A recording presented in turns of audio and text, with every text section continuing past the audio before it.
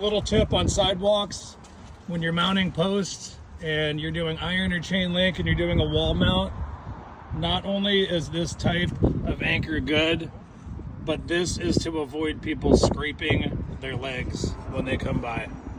So most of these are bolted straight through the post. I'm sure you guys have seen them a million times. You cut the stud off, you leave your big 1/2 inch bolt here, and before you know it, you've got a lawsuit on your hands. So go ahead and make up a little flat stock anchor like this. Looks like a good little 1.25 inch by a good 1/8 inch bracket. Nice little 3/8 or 1/2 inch Tapcon.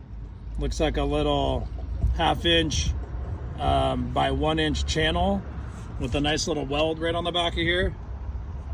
Very sturdy, very clean. Gets you out of the way so you don't have any obstruction on the walkway. So you look up this walkway, very clean. That's a great way to install these posts on a wall. Hopefully you guys find the tip helpful.